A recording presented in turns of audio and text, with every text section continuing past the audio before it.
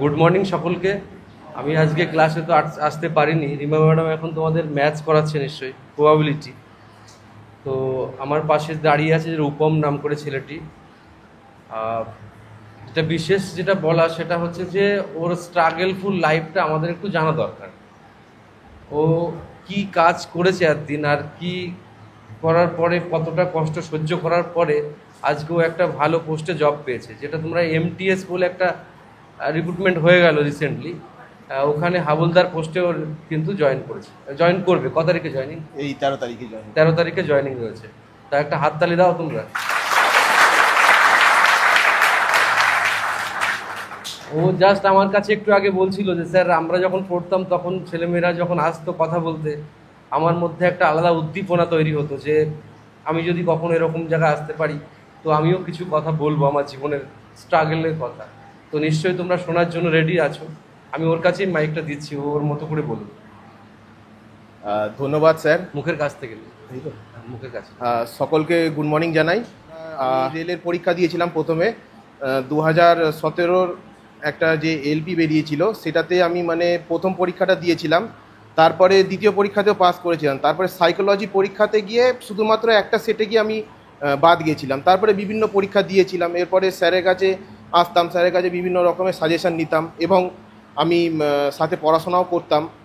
কিন্তু সবসময় কখনো যে সাকসেসটা আমার যে একসাথে চলে আসবে, যে তাড়াতাড়ি যে আমি পেয়ে যাব সেরকম আমি মানে কখনো ভাবিনি, আর কখনো আমি পাইও নি। আমি মানে অনেক জায়গায় পরীক্ষা দিয়েছি, অনেক জায়গায় আমি কম নাম্বার দিয়ে বা কোনো লাস্ট স্টেপে গিয়ে আমি আউট হয়েছি। এবং আমি এখন বলতে গেলে রিসেন্ট এখানে বিডিও অফিসে চাকরি করছিলাম as a data entry operator.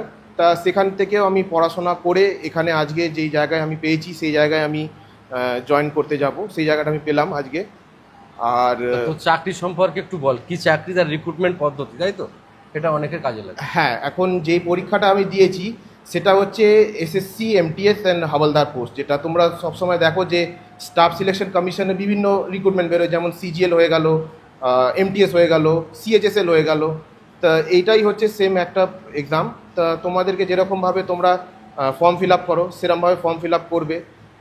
তারপরে তোমাদের যেরকম ডেট আসবে সেরকম দিলে তোমরা পরীক্ষার দিনে গিয়ে পরীক্ষা দিয়ে আসলে তারপরে তোমরা গিয়ে তোমাদের যেরকম নাম্বার নর্মালাইজিং হয়ে যেরকম নাম্বার তোমাদের আসবে সেরকম দেওয়ার পর তোমরা কল পাবে। তোমাদের ফিজিক্যাল, যদি হাওলদার যদি তোমরা পোস্টের জন্য অ্যাপ্লাই করো তাহলে তোমাদের ফিজিক্যাল জন্য ডাকবে। ফিজিক্যালে তোমাদের 1500 মিটারে তোমাদের একটা হাঁটা হয়, ঠিক আছে? ওটা ফিজিক্যালে এমন কিছু টাফ কিছু হয় না, ওটা তোমরা নর্মালি ক্লিয়ার করতে পারবে, 15 মিনিট সময় থাকে। মেইন হচ্ছে তোমার যে টিয়ার 1-এ যে নাম্বারটা আসবে সেটাই ম্যাটার করে। ওটা 150 নম্বরে পরীক্ষা হয়। 150 নম্বরের মধ্যে তুমি যদি মোটামুটি 130 ওপরে যদি নিয়ে আসতে পারো তাহলে তুমি একটা ভালো পোস্ট বা ভালো স্টেটে পেয়ে যেতে পারো। তা আমিও এখানে বলতে গেলে আমার 127 নাম্বার এসেছিল, যার ফলে আমি এখানে সিলেক্ট হয়েছি হাওলদারে। আর এবং আমি পন্ডিচেরি সিলেক্ট করেছিলাম, যার ফলে আমাকে পন্ডিচেরি স্টেটে অ্যালোকেট করেছে। এটাই আমি বলবো যে তোমরা যেখানে পড়াশোনা করছো সেটা মনোযোগ দিয়ে করো, ঠিক আছে? এবার তোমরা বলতে গেলে এমন ভাবো না যে কি যে একটা পরীক্ষা দিয়ে হলো না আরেকটা পরীক্ষা দিয়ে আমি দেবো কি, সেটা মনের মধ্যে কখনো ডাউট নিয়ে আসবে না। তোমরা সবসময় নিজেদের ওপরে একটা কনফিডেন্স বানিয়ে রাখবে। এবং এখনকার সময় বর্তমান পরিস্থিতিতে যেরকম কম্পিটিশন বাড়ছে তার সাথে সাথে পড়াশোনার সাথে সাথে তোমরা যদি নিজেদের কিছু যদি স্কিল ডেভেলপ করো সেটাও তোমাদের পরবর্তী সময় কাজে লাগতে পারে। এটাই আমার বলার ছিল। বাকি স্যার।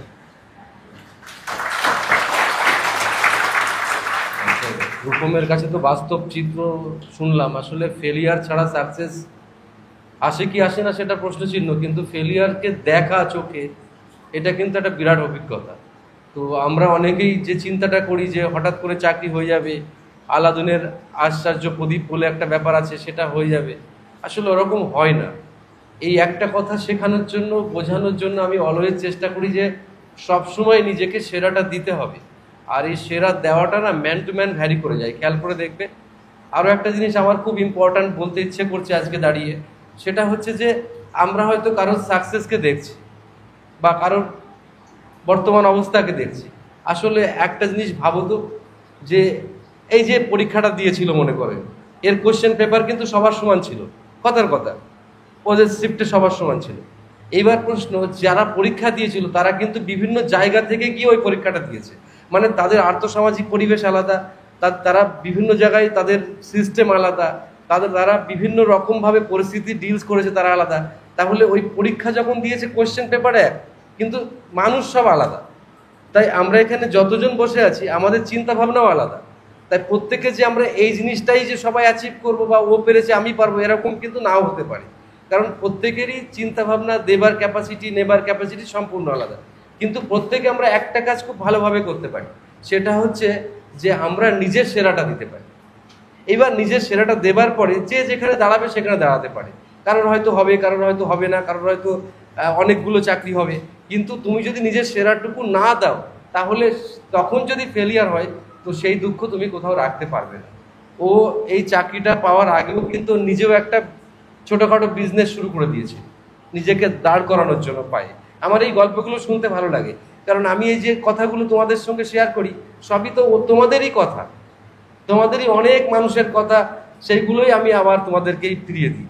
তো এটা ও কেন করছিল, যে ওর জীবনটাকে যখন খুব কণ্ঠকাকীর্ণ হয়ে যাচ্ছে, যখন ও আর চলতে পারছে না, তখন ওর মনে হলো যে না আমি একটা কিছু করি নিজে নিজে। ও একটা কি যেন ক্যাফে তৈরি করেছিল, সেখানে ও সবাইকে ফর্ম ফিল আপ করে দিত, সবাইকে নিজের কাজ বাজ করে দিত, এরকমভাবে করে দিয়ে ও নিজের লাইফটাকে লিড করছিল। তারপরে তো বিডিও অফিসে চাকরি পেয়েছিল, সেখানে করছিল, সেখানে কষ্টের চাকরি। বলছিল যে ওর যে ভোটের ডিউটিগুলো পড়ে সে সীমাহীন কষ্টকর ডিউটি, তোমরা তো জানো। আর ও একটা ঘটনার সাক্ষীও ছিল, সেটা হচ্ছে যে ব্যালট বাক্স জলে ফেলে দেওয়ার সাক্ষী, ওদের সেই টিমের মধ্যেই ওরা ছিল। তাহলে বোঝো, তোমাদের কাছে গল্প শোনার থেকে কিন্তু আমি আমার সব স্টুডেন্টের কাছে আমি বেশি করে গল্প শুনি, কারণ আমি নিজেকে উজ্জীবিত হই, আর আমার এগুলো ভালো লাগে, এগুলো আমার সবসময় কাজের মধ্যে পড়ে। তো আমার প্রত্যেকটা প্রিয় স্টুডেন্টকে আমি আরেকবার জানাচ্ছি এগেন, যে আমরা বিভিন্ন মানুষ বিভিন্ন আর্থসামাজিক পরিবেশ থেকে বিলংস করি, আমাদের মানসিকতা আলাদা, আমাদের চিন্তাভাবনা আলাদা, আমাদের চেতনা আলাদা, আমাদের পারফর্মিং ক্যাপাসিটি আলাদা। কিন্তু ওই যে বললাম একটা জায়গা আমাদের সবার এক, সেটা হচ্ছে আমরা সেরাটুকু যদি দিতে পারি, তো ওই সেরা দেওয়াটা কিন্তু প্রত্যেকের ক্ষেত্রে একই জিনিস। তো আমরা এখানে চাইবো যে ওই সেরাটুকু দাও নিজের, তারপরে যা হবার দেখা যাবে। অনেকে বলবে ভগবান দেখবে, অনেকে আল্লাহ দেখবে বা অদৃষ্ট দেখবে, দেখবে কেউ, তুমি তোমার সেরাটুকুই দাও। আর তোর কিছু বলার থাকলে বল। ঠিক আছে, ঠিক আছে, বেস্ট অফ লাক।